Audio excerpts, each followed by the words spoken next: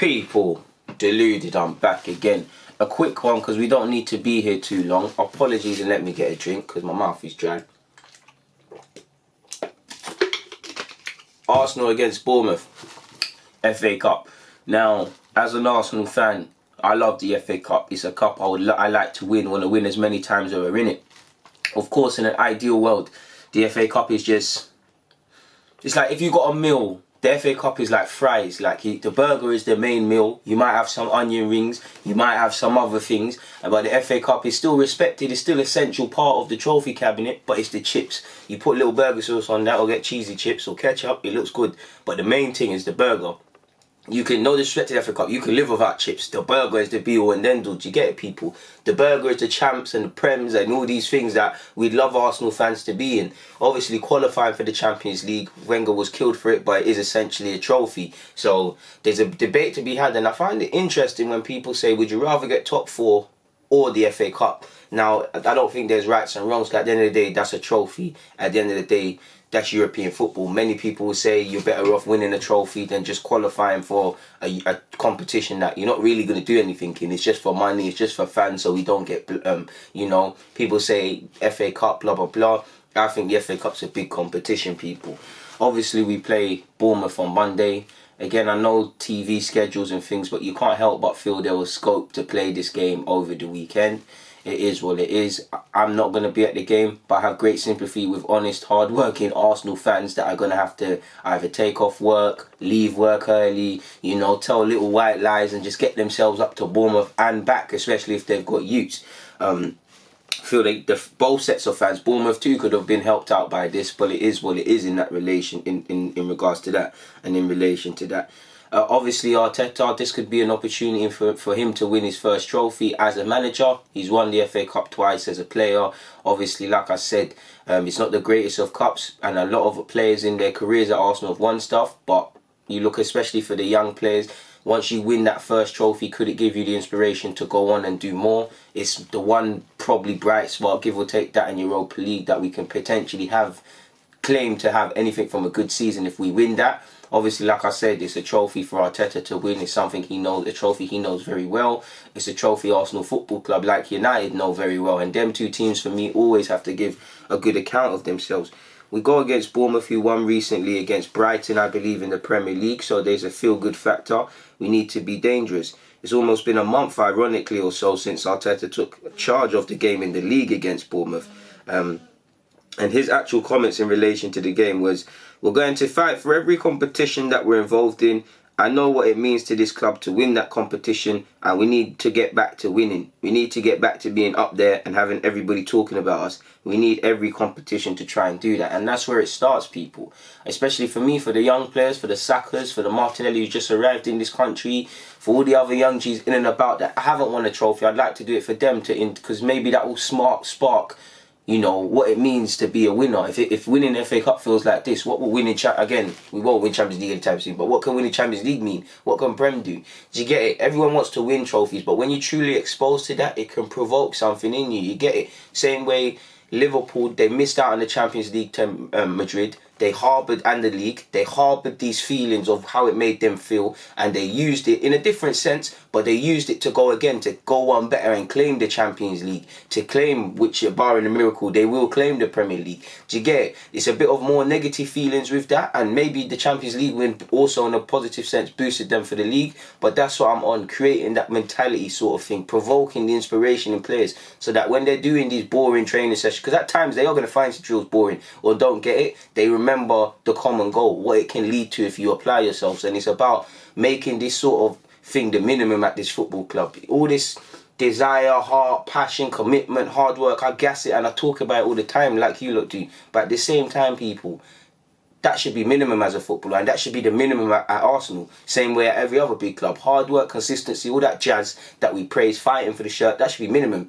In a positive way, shouldn't be praised for that, because that should be the minimum. You're going into that club or whatever, that's the minimum of what you have to do. Nothing else. Like, you shouldn't be praised for that, really. And I praise people for that, but by the same token, think about it, people. We praised Henry, Bergkamp, Vieira, Perez, Lundberg, all the men, all the Sol Campbell, Jens, all the names. We praised them for that very thing, people. But then we didn't, because it's the minimum. We knew that they wouldn't even want to be praised for that, because they know consistency, craving, being better, and all of these things, it's the minimum. If they want to be legends in their own right, not necessarily legends in the game, leave a legacy for themselves or family, they had to do this thing.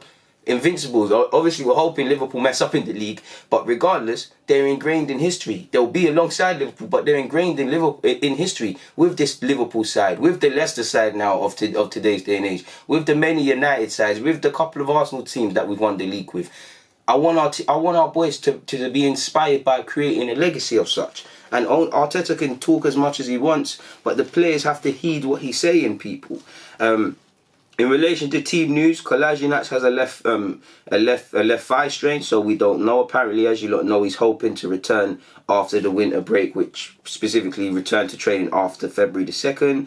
Obviously, David Luiz will be out of this game due to suspension. Nelson is aiming a return around the same date as Kolasinac. Sokratis has missed the last couple of games with illness. Apparently, he's being assessed ahead of Bournemouth. So we'll see how that one goes. Before the lineup, people, we might as well speak about a couple stats I have here. This will be the first ever FA Cup meeting between the two sides, and only the 12th meeting overall in all comps between our two sides.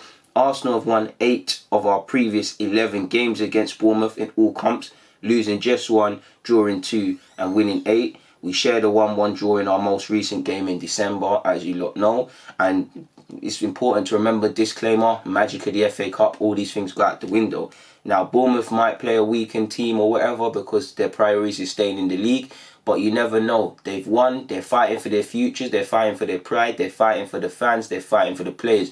Away from home, especially where we're at as a club, we need to be very careful of resurgentness and the 12th man and the magical of the FA Cup and all that Disneyland Channel jazz. We need to go there and just put misery on these boys. But yeah, statistically it looks promising. Bournemouth have only reached the FA Cup 5th round on 4 previous occasions. The most recently was 2015-16. Prior to that, you'd have to go to 1920-28 season or the 1956-57 season. Or most recently after that would be 1988-89. Arsenal have progressed from 7 of their last 8 FA Cup 4th round ties, with their only failure in that run coming last season, losing 3-1 at home to Manchester United because of Unai Emery's tactics. Anyways, people, moving away from that crook. Aubameyang has scored in 3 of his 4 previous games against Bournemouth, all in the Premier League, including netting in both games at the Vitality. Now, am I bugging out, people? Technically, Aubameyang's got 1 more game to serve. He's done 2 in the league. He could have this. I could be wrong. But yeah, that's it. His inclusion in the statistics there on Google kind of confused me. So the only thing left is the lineup, and it's difficult, people, because I do think we need to look to rest certain players and beware of fatigue and mental fatigue, but at the same time, we need to do what we need to do. Apologies, I need to blow my nose. But in relation to the lineup, Leno picks himself. I feel Maitland-Niles deserves to come back in the team, but Bellerin gave a good account of himself and whatnot. So I'll go Leno, Bellerin, Holding, Sokratis, and Saka. If Saka is needed a rest or he's cramping up because he has played a lot of football as a young man, then I'd potentially bring in Maitland-Niles and play Maitland-Niles on the left-hand side. So I've did a /Saka/Maitland. Saka my first choice. Maitland, does his thing.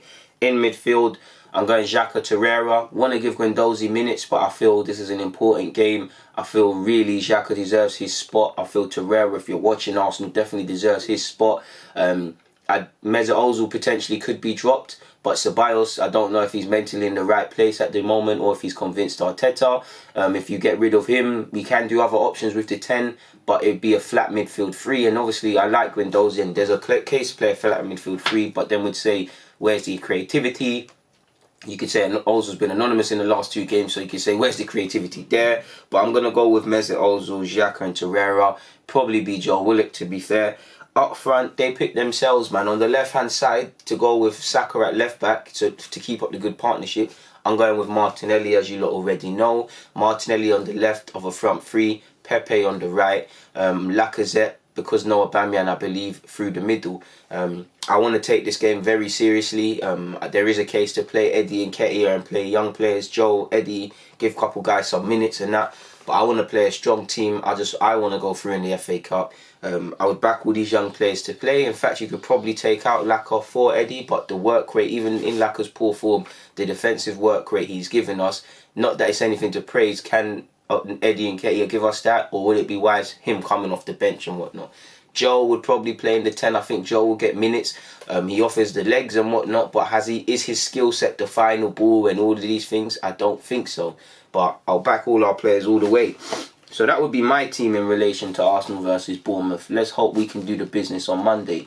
On that note, people, deluded. I'm out. Thank you for watching and rocking as usual.